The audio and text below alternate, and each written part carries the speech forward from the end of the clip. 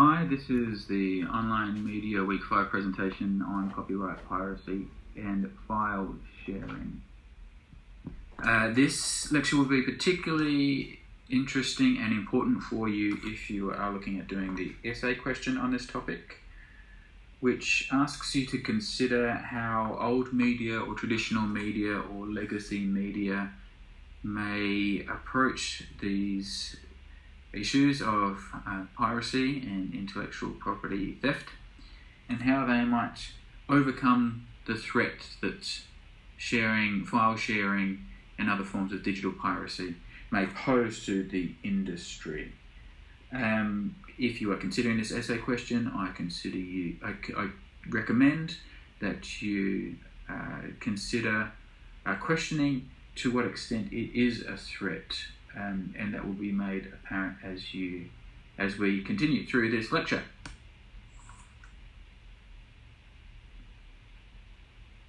Okay, first things first. What is copyright? You may think you know what copyright is. You may be right. Let's have a look. Here's a basic definition of copyright: an exclusive right to reproduce a piece of creative work, generally granted to the creators of that work. So copyright is the primary protection for creative works, which are also known as information products. These are all literary, musical, dramatic and artistic works, also including software. So that's everything that includes music that you might download, television, movies. Those three are the most common forms, and games, of course, computer games, and any kind of software, so word processing software or anything like that is all covered under copyright law. There are other forms of intellectual property and intellectual property law, such as patents and trade secrets and trademarks. Now these cover things that are known as industrial property. So examples of industrial property include things like inventions, processes and brand names. So copyright protects original works. So if you've stolen something from someone else, it won't protect you. It has to be an original work of authorship in a fixed, in a tangible medium. So oftentimes this is very obvious. So a tangible medium would be things like a book that has been published, a movie that has been made, a painting that has been painted. But it would also include things like a piece of choreography that has been performed, a dance. It could include sheet music, certain things written on paper, but also the recordings of that sheet music. Okay, so it gets a little bit complicated when there are more than one author or more people involved in the creative process. So for example, for a sound recording, the copyright protection includes two elements. The first one is the contribution of the performers, whose performance is being recorded or being captured, so the singers and the musicians. And secondly, those who are responsible for capturing the process of the sound. So the people in the recording studio, typically this might be the engineer, or for music especially, often the producers, and for film this may include the producers. It might also include the directors, and typically would.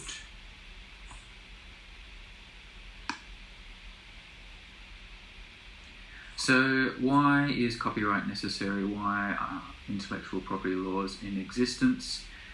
Why is it wrong? We know that violations of copyright, in other words, digital piracy, is illegal. But why is it illegal? What is the damage that is caused? Well, this is where we need to very briefly dip into some economic theory.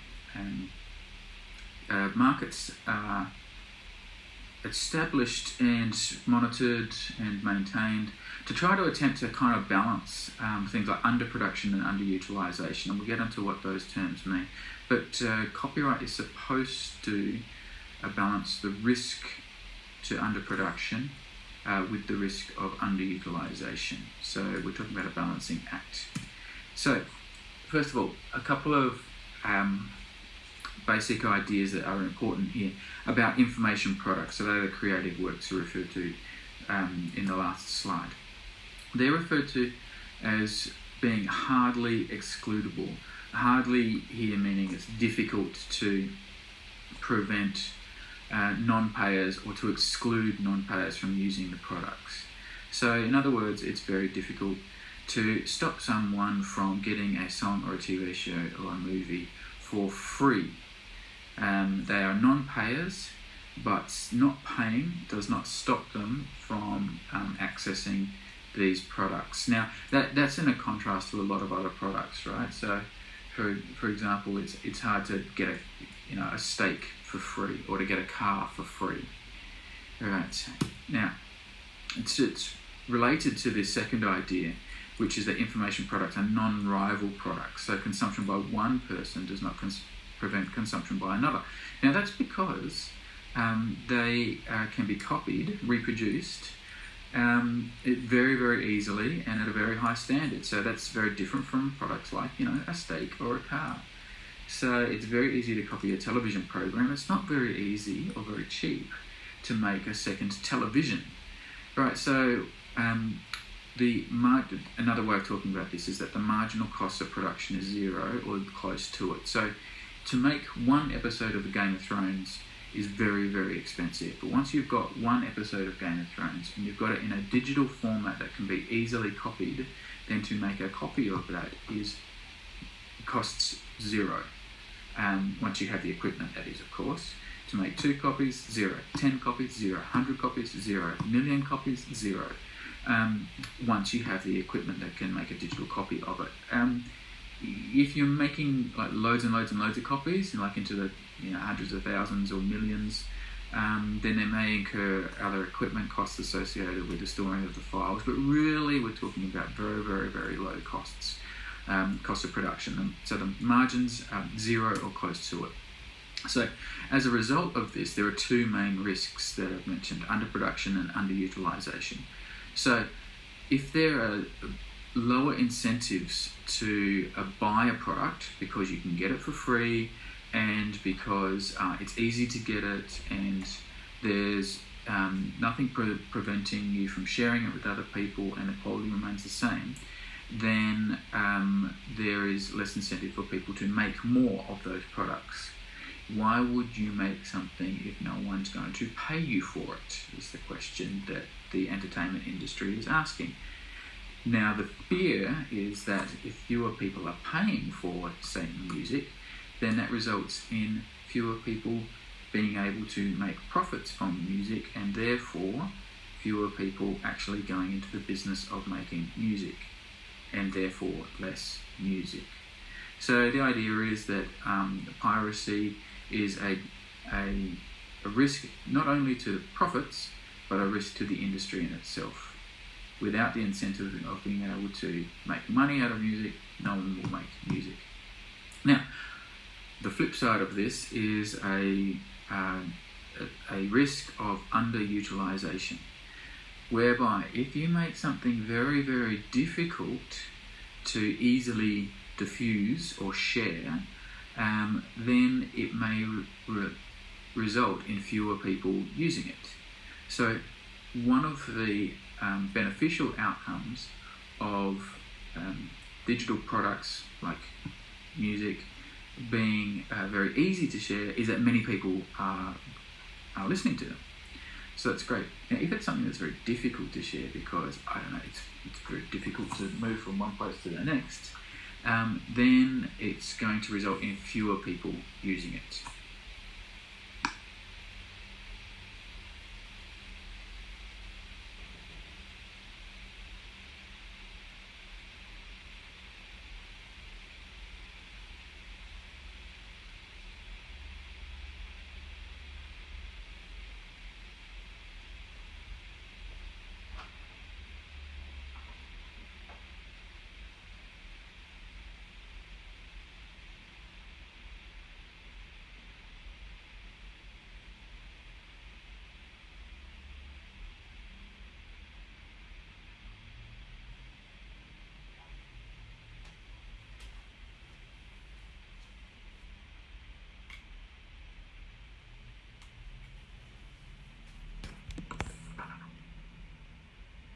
So those are the basics of IP law, including copyright, which is what we're focused on. Large-scale violations of intellectual property law are referred to as piracy. There are two main kinds. The first one being commercial piracy and the second one being end-use piracy. So the first one, it refers to companies or illegal organisations, criminal gangs, and so forth, that make large numbers of illegal copies of, for example, DVDs of movies, and then they sell those for profit. So, it's very common to find pirated DVDs, pirated CDs, pirate or fake versions of branded products, whether they be Nike T-shirts, Adidas T-shirts, or shoes, or Chanel bags, all those sorts of things. Now, so if they are creative works, like a DVD movie, then that's what we're concerned with. If they are products, then it's a violation of another form of intellectual property law. But really, we're not mostly focusing on commercial piracy today, or we'll come up a little bit later. We're mostly focusing on the second version, which is end-user piracy. So an end user is someone like you or me, sitting at our laptops at home and illegally downloading a movie or TV show or music via through whatever means. So the pirate, in this sense, the person who's stealing it, is the person who's at the end of the computer who's going to watch or listen to it. Now, digital piracy, of course, is made possible because of the low cost of copying and distribution. So that's what we've talked about in the last slide. The economics of this, which mean that it's very easy to copy and distribute these creative works, means that it's very few barriers, well, it's less of a barrier for people to commit acts of digital piracy. Now, in the past, when people would do things like copy from one cassette tape to the next, and then if they sold or distributed those, that would have also been piracy. But there was always a kind of a degradation from the original to the copy.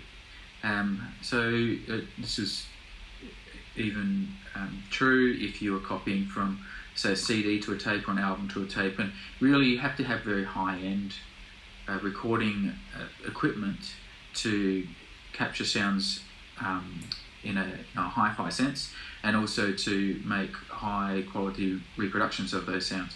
Whereas if it's a digital file, then it's digital, so therefore it's a bunch of zeros and ones, and it can be very easily copied with no loss of quality. So that's another thing that's made digital piracy very attractive.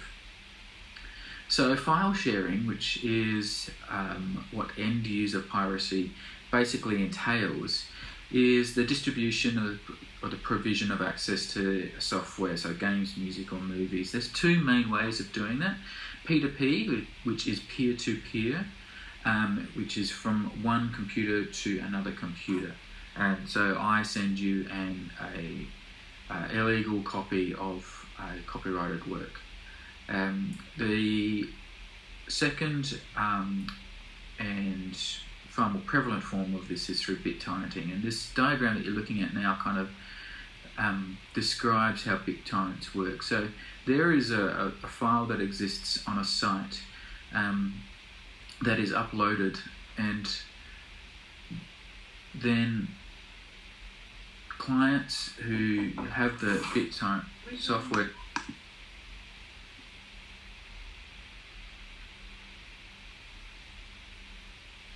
sorry, I just got interrupted by someone then. So now we're back. So BitTorrenting is a slightly different system where the end users download and upload copies of the files simultaneously. So the different parts of the files exist in all sorts of different computers. These are referred to as the seeds. And you'll download from various numbers of seeds, and you'll upload to people who are for whom you are the seed. This is incredibly common nowadays, especially like a lot of TV shows and movies are shared through some kind of torrenting service. And the numbers of people who can be involved in this at any one time can be extraordinary. So for a very popular TV show like, again, Game of Thrones, after it is broadcast, it is shared via this service, and there could be tens of thousands of people seeing it at any one time, which of course makes it quite quick to share the files with other people, and that's one of the other attractions of this form of service, that you're not relying upon one person's computer speed or so on, especially for very, very popular files. If it's not a very popular file, so if it's something that's a little bit unusual, then it might be a lot more difficult to share in this way. So digital piracy has been around for a while, although it wasn't considered much of a threat until the 1990s. So that's really where the history of digital piracy began, and that's just simply because there were fewer people who had access to the technology, and the network wasn't as fast, and basically the technology wasn't anywhere near the kind that it was today, which has made piracy very, very easy to do. So, but it started being a concern in the early 90s, and the first response to this was to attempt to ban it outright, and that approach, the kind of banning approach, has continued up until today with very mixed results. There's a couple of little short videos here now. The first one, I'm not going to show you the whole thing because it just goes on forever. And you'll see in this video that the means by which people were committing digital piracy, and this was by using floppy disks. Some of you may not have ever seen a floppy disk, so it's what was primarily used to store data, and if you wanted to take a program around, you had to have a big pile of floppy disks with you. You'll see what I mean when you look at the video. It's also hysterical because they're using this really cheesy rap song to talk about it. But there's a few people who are representing the digital creative industries in here, and they're mostly like computer programmers or people who are associating with the design and the programming of computer games, which were becoming very, very popular around about this time. So anyway, let's have a little look, and I won't show you all of it, as I said, but just enjoy the throwback to the 90s. Out! Oh gosh! I'm trying. I'm going to beat you. I'm telling you that. You're not gonna be. There's one behind you. Oh man! Crash and burn. Too bad, Corey. Guess that makes me the winner. Again. Temporary winner. I've been holding back. I've been giving you a break just so you get the hang of it. But now it's time to teach you a little respect. Right. But it'll have to be next time. It's almost fourth period and I do not want to get caught in here. But Jenny, hold up. Look, I brought a disc and we could copy this. Okay, and we can play it on my brother's computer. Okay, no problem. All we gotta do is... Whoa. Are you sure you know what you're doing?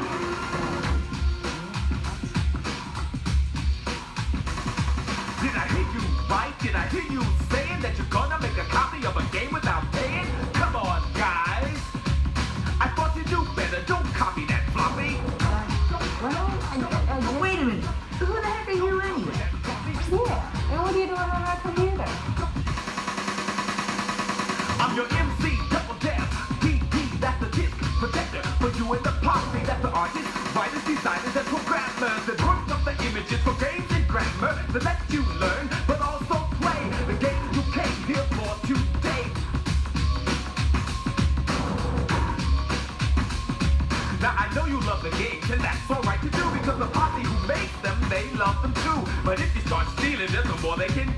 But I just wanted to make one copy. You say, I'll just make a copy for me and a friend. Then he'll make one and she'll make one, and where will it end? One leads to another, then 10, then more. And no one buys any discs from the store. So no one gets paid and they can't make more. The posse breaks up and that closes the store. Don't copy that floppy. So let me break this down for you. No Carmen, San Diego, no more Oregon Trail. Texas and the others, they're all gonna fail. Not because we want it, but because you're just taking it. Disrespect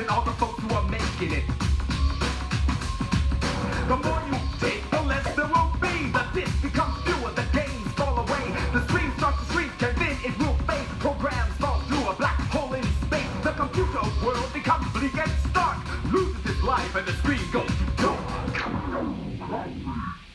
welcome to the end of the computer age.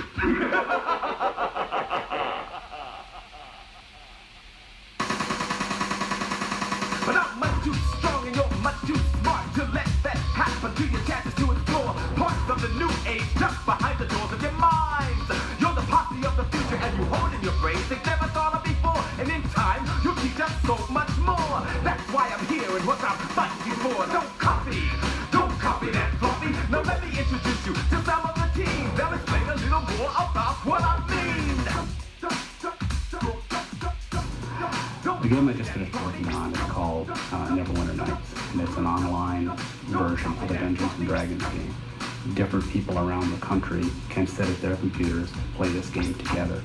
A team of people will contribute different parts. The graphics people will do the pictures, the sound people will do the sound or the sound effects or the music that you hear, and the programmer actually ties all that together to make the complete game. By the time you add up all the people that are involved in creating an application, you'll end up with as many as 20 or 30 people. It's fun work, it's challenging work. You get a thrill out of seeing something actually working, something that I put together. And when it actually starts to work, you may hear me yelling down the hall, it's working, it's working. There are great advantages to owning the original piece of software. For example, there'll be documentation and manuals that'll come with it. Normally you have instructions, you also have warranties, you also have, in some cases, upgrades if there are upgrades. We're available to you. You can call us on the phone and we'll answer your questions that might come up about the software. Any kind of technical support you might have or need, we'll be there to help you. If people keep stealing the games, the company makes less money, and therefore it may not want to make new games. So we might say, well, that didn't sell very well, they don't like it, we won't make any more of those. As a result of that, a tremendous amount of money and revenue is lost by the computer industry from this happening. Although the licenses may vary, the law is very simple. The copyright law says that when you buy a piece of software, you can put that software on one computer, and that's it. You can make a backup copy of the software, but you can't give that backup copy to a friend, and you can't put it on another computer. Every program that you buy, that's one program for one computer. Anyway, you get the idea, right? So you'll see the concerns that they raised were twofold. Basically, that there would be a harm to the industry, which would result in fewer games being made, which is their major concern. But they also tried to emphasise the additional value you have from the original product. So you can have warranties and upgrades, and you can even have support if you choose to call them and use them, and so on and so on. So the second one, which is a lot shorter, so we'll see the whole thing, relates to commercial piracy. And this is trying to convince people not to buy pirated DVDs. Anyway, here we go with Arnie and Jackie Chan. Jackie and I are on a mission to stop piracy. If this were a movie, we could be on the bad guys ourselves. But this is the real world. We need your help. When you buy pirated movie and music, you support criminals. Now these criminals are counterfeiting other things, like electronics and medicine. Take action. Demand the real thing. Help us stop piracy. Let's terminate it.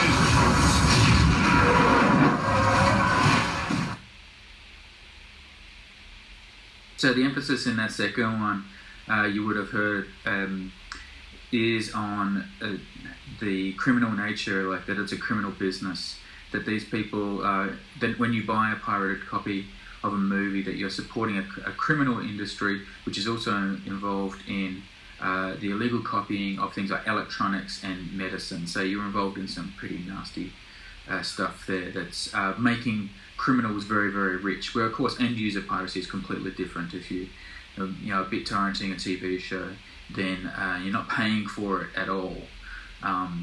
Both of them, however, share the idea that piracy costs the industry money.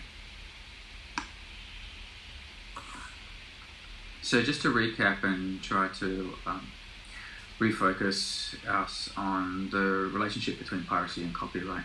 The basic model of piracy is that the popularity of digital copies leads to reduction in sales, reduced profits to copyright holders, therefore reduced investment in the creative enterprises, in the creative industries, a reduction in creativity and production. That's what we've referred to earlier as underproduction. So that's the fundamental problem that the industry has with digital piracy. But, and here's a very big but, the basic premise here that digital piracy leads to a reduction in sales and a reduction in profits may not always be the case. And we're going to talk a little bit about why this is. Now, before we go too much further, there's some empirical data that suggests that digital piracy leads to a reduction in music sales. There's some data that suggests that it's not so much and that profits come from elsewhere for the music industry, but it's pretty highly contentious and there are a lot of people disputing the data that's being used on one side of the argument or the other. So if you are going to consider this essay, I strongly recommend that you do find some sources of both sides of the argument, and you can use the sources that I'm providing as a starting point. So, first of all, this is disputed. Secondly, of course, this doesn't make piracy legal in any sense. Piracy is still illegal and is prosecuted under various laws and various acts that we may get into. So that banning culture that I referred to in the previous slide, that still exists. And it may or may not make it justifiable in a moral or ethical sense. Now, it's kind of up to you, I think, to decide this. But does taking someone else's work and using it without their permission, certainly if you do that in an academic context, it's very poorly regarded. In fact, it's illegal. It's severe academic misconduct. If you take a piece of someone's music and you share it without their permission, or if you profit by it, or if you reclaim part of it and turn it into your own work, and so on, then there's some interesting moral and ethical questions about that. We'll finish up in the final slide today talking about remix culture and mashups and those sorts of things, which are a little bit different from piracy, but there are similar kind of like moral and ethical questions there about the using of other people's creative works without their permission or attribution, or without adequately compensating them. But just to tie this off and move forward, again, the basic premise behind banning digital piracy was that the music industry or other industries were going to lose money out of it. Now, is that the case? That's the question that we need to really ask and demand a serious answer. So we know what digital piracy is now. We know what it is. We should be asking who does it and why do they do it. So again, here we're relying upon some empirical data that is not always considered to be 100% reliable. It's difficult to get this kind of data, but the strong suggestion is that most digital pirates are young and male, so young adults. Now, I mentioned some of the problems with the data. One of the problems is that there's quite possibly a skewed sample.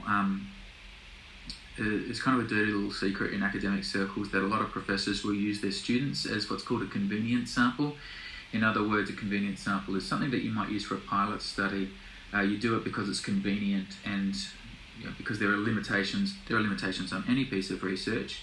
If you don't have a lot of time and a lot of money, but you do want to explore a question, at least at the early stage, then it's not inappropriate for you to use your students as a convenient sample. The problem comes when that's the only cohort that's being sampled are university students, college students, because obviously they're going to be overrepresented in the data that you get.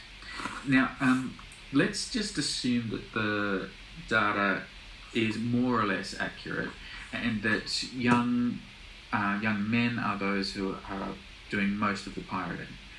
Doesn't mean they're doing all of it, and it doesn't mean that older people aren't involved in digital piracy, and it doesn't mean that young women aren't involved in digital piracy. But it does speak to, well, it can be explained by a few things that we are reasonably confident about. So first of all, we know that young people, generally men and women, listen to a lot of music, and a lot of music piracy is therefore committed by young people. Young people are also a little less risk averse than older people, so to the extent that there is a risk involved in piracy, they will be more willing to take that risk. And men, especially young men, are more likely to take risks than older people, and young men are more likely to take risks than younger women. So that may explain why young men in particular are involved in music piracy. Now, why are they doing it? Well, it's easy, okay? For all the reasons that we've explained, anyone can do this. Anyone with an internet connection can download a piece of creative work, including a song, and therefore become a digital pirate. We all know this.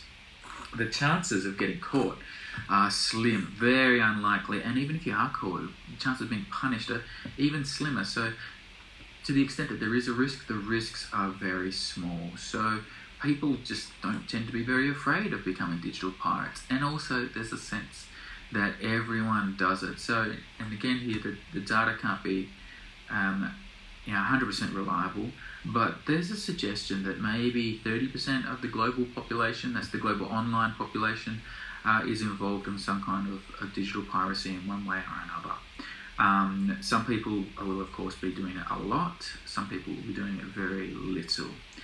But if you get the idea, if you believe that everyone is doing it, first of all it means that you might believe that one, there's less chance of you getting caught, and also if everyone's doing it, then it kind of might feel that makes it okay, like, everyone else is doing it, why should I miss out? So that also contributes to the popularity of digital piracy. So what has the music industry and other forms of creative industries, what have they done to fight back against the digital pirates? Well, there have been three main ways that they have either tried to technologically prevent piracy or legally prevent piracy. So the first one, which is a technological approach, is through digital rights management. So that limits the right to use a piece of creative work. So examples of the limitations may be geographic. So if you used to be in the past quite common that if you bought a DVD in one country, that you may not be able to play it in another country. So there was the world was divided up into a bunch of regions, and DVDs were coded in such a way that they could be played only in one region, not in another. And that was the idea behind that, was to prevent people from making lots of pirated copies and then shipping them all over the world. Now, it didn't really work. I came across this quite a lot because I was doing some research in Japan. I spent a lot of time in Japan, and it was in a different region from Australia. So I was buying these DVDs for my research in Japan. I had to buy a Japanese DVD player and take that back to Australia with me. And because it's on a different voltage system, the whole electrical grid is on a different voltage system. It's 110 in Japan, it's 240 in Australia, like it is here in Hong Kong. So I had to buy a converter. So it ended up being really a real pain for me to do my research, because it's really annoying, and because of all this additional equipment that I had to buy. And in fact, this didn't really work, this whole digital rights management for DVDs thing, and they found that the removal of these rights restrictions resulted in an increase in DVD sales. But digital rights management still exists these days in things like iTunes, for example. So if you download an iTunes song, then you can only play it on your iTunes account. So if you whack an iTunes song on your USB drive and give it to a friend and they try to play it, it won't work. Alright, so to that extent, it's still around. It may have suit some purposes, and so it partial success, let's put it that way. So that's been a bit of a success. Now, the second one is the Digital Millennium Copyright Act. Now, this allows for the removal of pirated content on any site which content can be easily shared. So, for example, YouTube or any pirating site or anything like that. And it means that you can use this act in order to force a website to remove content which has been uploaded without the express permission of the copyright owner. So this is, the type of thing that people like Disney or FIFA or whatever would use to target YouTube and make sure that they get everything taken down as soon as it's put up, everything that they own. Now, it's really, really hard to do this simply because there's so much stuff being put up on, so many different sites. So that's had limited success. Now, the last two, the SOPA, the Stop Online, now it says Privacy Act there. That's my spell checker and my poor typing. That should be Stop Online Piracy Act, of course. So apologies for that. And the Protect IP Act, which is short for the Preventing Real Online Threats to Economic Creativity and Theft of Intellectual Property Act, PIPA. This is a US pieces of legislation that instead of targeting the content, they target the platform, and they can get the platform taken down. And so one of the articles I've referred to at the end of this presentation by Wang Xinjian is a very fascinating account of a couple of these, including one that's still ongoing at the moment, and the site is called Mega Upload, and the person behind that is Kim.com. Now, Kim.com is not his birth name, that's been changed. He's originally from Germany, set up the company in Hong Kong. First headquarters were in Wan Chai, and then ended up in New Zealand. Mega Upload was forced to be taken down a few years back, and there's been some discussion that it will reappear shortly. We'll wait and see. Now, he was facing extradition charges from New Zealand to the United States, where he was supposed to face copyright infringements charges. But very recently, now this, as I said, it's ongoing, so you might want to check out where we're at the moment. But recently, New Zealand courts have ruled that he couldn't be extradited on those charges related to intellectual property, relating to violations of copyright law. But sadly for Mr.com, he's also facing charges of money laundering through that site. Now, I won't get into the details behind that, but it looks like he could end up in America facing charges that are unrelated to copyright violations. Now, look, there's another example in that article that I'll just briefly refer you to, and it's a website called Crunchyroll, and Crunchyroll is a Japanese site where people were sharing Japanese anime and cartoons. Now, it used to be illegal, but now it's a site which shares this anime legally under a licensing agreement. And it's great for fans of Japanese anime, because if you go there, you can download the programs and you pay a fee for it, and the programs are available soon after they're broadcast in Japan.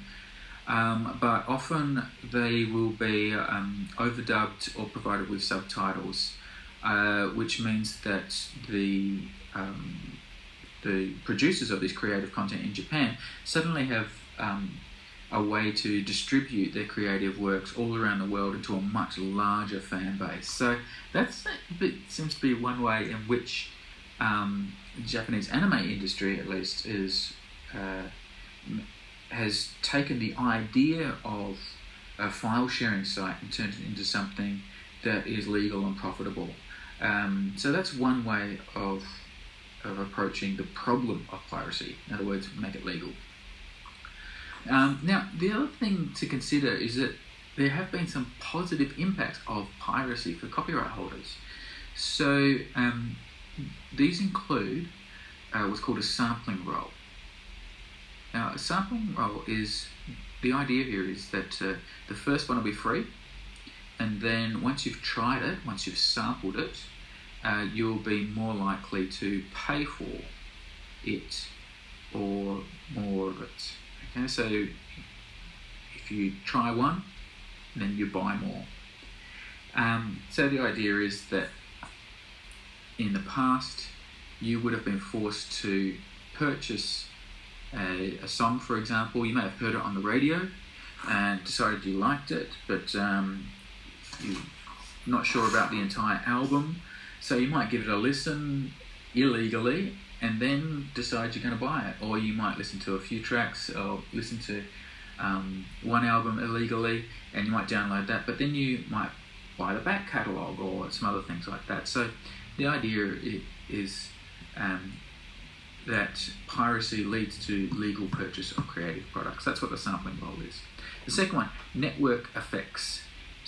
The idea here is that sharing cultural products throughout a network distributes those cultural products far quicker and to more people than would otherwise be the case. Because it's free, and because it's easy, and because it's quick, and because the quality is good. Now, if a lot of people start downloading something, it creates what we might call a cultural buzz. So the producers of Games of Thrones, for example, talked about this as being a factor in the early days of the Game of Thrones franchise, establishing it as a show that is very, very popular.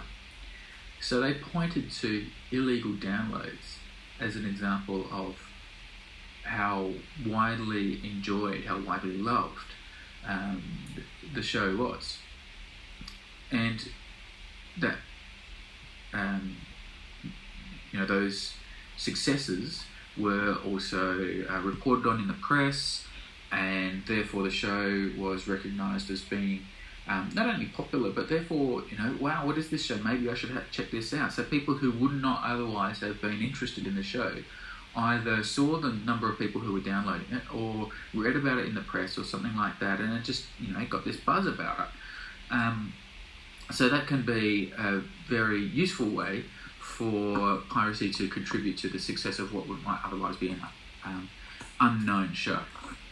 The third one is this increase in demand for complementary goods. So the idea here is that music may not be making money out of downloads of the songs or of the albums, and instead might be making its money out of associated goods, complementary goods. Now, there are things like, of course, concerts and also merchandise, like t-shirts and those sorts of things. And the other thing is, of course, the digital music industry has arrived. It's now firmly established, and companies like iTunes and Spotify are providing a way for the music industry to make money under licensing arrangements through either downloads or through streaming of music.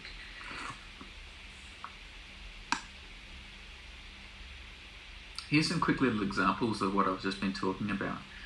So Madonna, who's you can see here in the middle, her concert tour, Red Heart Tour. This is the concert poster from Hong Kong 2016. She nowadays has a marketing model and a business model which doesn't rely upon music downloads or purchase of music for the bulk of the money that she makes. She makes most of her money out of touring. Now, Madonna's concerts are especially extravagant. They're real high levels of performance, elaborate costuming, lighting, dancing, so on and so on and so on. So going to a Madonna concert is a real event. You don't just go there for the music, but of course you go there because of the music, right? So more people who get into the music are going to be interested in going to the concert, and then they go to the concert and they pay lots of money for the concert. Now, concerts have been getting really expensive. One of the reasons for this is possibly because artists like Madonna are recognising that they're not going to make money out of album sales, so they need to bump up the price of their concert tickets. That's probably a main factor. There's a couple other factors that could be related and could have an impact in the increased price of concert tickets. So one is the higher levels of production, so therefore increased production costs. The more extravagant a concert is, the more expensive it's going to be to tour. You have to carry all this stuff all around the world. My gosh, right? The other thing is, of course, scalping is a bigger thing now than it was in the past. So scalping drives the price of tickets up. So that's why tickets can be more and more expensive, and the artists made themselves not make that much more money out of it. Now, there's a couple other acts here. In Rainbows is the album, is a album by Radiohead, fantastic British band. Now, they released this album on their own website. You could download it and you could choose how much you wanted to pay for it, which was a fascinating, model for the marketing of an album. It hadn't really been done much before they tried it. Now, they're a very big name, but to release an album like this, you're wondering, why are they giving it away? Well, a couple of things happened. One, they got loads and loads of publicity out of it. So the free publicity that was associated with this, and suddenly everyone was like, oh my God, I've got to go check this out. So they paid less in their marketing costs because they got all this free media. And the huge levels of publicity greatly benefited the band in attracting a whole new audience for their back catalogue. So people would go and check out this album and go, gee, I like that. So they'd go and try one of the, think about it at least, or if not actively go and purchase some of their previous recordings. And again, this is sometimes there's an argument made against this, but there is a suggestion that they didn't lose any money out of this. In fact, they may have come out ahead from this type of thing. Now, if you could download it for free, or if you can pay it was in pounds, you paid like £1 for the album or £2 for the album. What are you going to do? Well, if the option is get a pirated copy and definitely pay for it for free, or get one from the website, and you might think, oh, okay, I'll pay a couple of quid. So that's one approach to take on the digital pirates.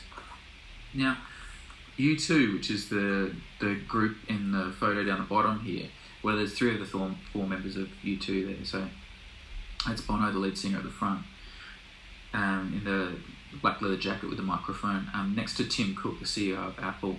And U2 have been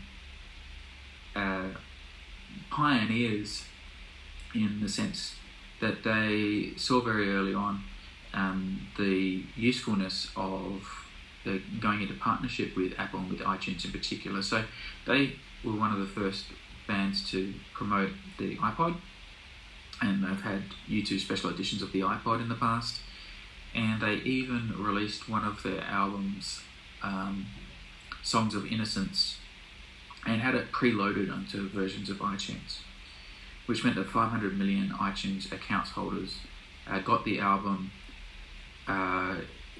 without having to ask for it. It just was given free. In fact, you couldn't not download this album, which some people were a little bit annoyed about because it took up memory on their iPods or whatever. So they kind of embraced the digital music industry as a way to distribute their music. Now, they are also a huge live act, and like Madonna and even like Radiohead, these three acts, they share something in common in that they're all very famous, they're very well established. Madonna and U2 have been around since the 80s, Radiohead early 90s. So they have a huge fan base. They will make money. It's just about how much money they can make and how's the best way to do that. Newer acts may find it very, very difficult to take any of these approaches. So these responses to digital piracy may be great for established acts, but it'll be interesting and very useful to ask that question about all kinds of acts and all kinds of fans. The other thing about Madonna fans and U2 fans, and even Radiohead fans now, is they're getting a little bit older. So, they can afford to spend $300, $400 on a concert ticket maybe. Whereas if you're a high school or university student, then you're probably not going to be doing that. This book that I've just pumped up here by Patrick Lindstrom, The Music Industry, is worth checking out. There's a couple of columns that have in the conversation website that I've referenced in the final slide. Now, they refer to this book, and it might be something that you check out if you're thinking of doing this essay question. So lastly, and very briefly before we wind this up, I wanted to talk about another aspect of copyright law that is not directly related to piracy or file sharing. It's certainly not a part of file sharing, but it does relate in that it the concept that we're talking about here is covered under copyright law, and we're talking about remix cultures. So unlike reproducing in its entirety a song, remix cultures, take things and mash them up or put them together, and they reuse them, and they take copyrighted material, which is illegal to do without permission, and they use it for their own purposes, and sometimes people will make money out of this. Now, this has been going on for a while, and sampling is very common in certain genres within music, like rap and so on. But more commonly now, as we're seeing amateur users, especially younger people, making mashup videos using all of the types of software that are available, design software and so on, to create something new and interesting out of things that already exist. Now, Lawrence Lessig, who's a very famous, very influential American writer, philosopher, and scholar in this area, he thinks it's very detrimental that copyright law might be preventing this type of remix culture. He thinks it's kind of like killing creativity, which is one of his problems with it. But the other thing that he's concerned with is that it's turning young people who are using these technologies to be creative, it's turning them into pirates. In other words, what they're doing is creative, but it's illegal. Now, the fact that it's illegal, he suggests, doesn't stop them. The prohibitions don't stop them. All it does is make them aware that they're breaking the law. So it kind of normalizes the idea that the law can be ignored, and it's therefore encouraging a life that's lived outside the law. And he thinks that that's, as he says here, extraordinarily corrosive, extraordinarily corrupting. If you are interested in Lawrence Lessig, I encourage you to go and check out the TED Talk, which this quote is from, which I've included here at the URL at the bottom of the page. So that's it for this week's session. Here are some core readings for you to consider, to PDFs which will be accessible via the Moodle site, and to URLs that are included here. I'll just say one quick thing before I sign off about copyright, and that is there's a fair use, the idea of fair use, which does not mean that you violated copyright. Let me rephrase that. So copyright means that you can't take someone else's work and use it without their permission. There are circumstances under which you can do that. Now, for example, if it's in a reasonable reporting of a news story. So, for example, if you use a music clip in a story about Madonna in the 9 o'clock news, then you're not violating copyright. Okay. Now, normally it's just a little snippet rather than the whole thing. And the other time that you can use people's work without risking violating copyright law is for purposes of research or scholarly work. So that means that you can, for example, reproduce the lyrics of a Radiohead song, or refer to a photograph if you are using it for the purposes of educating, which is kind of what this presentation does. Anyway, I'll leave it there, and I will see you in class. Bye-bye.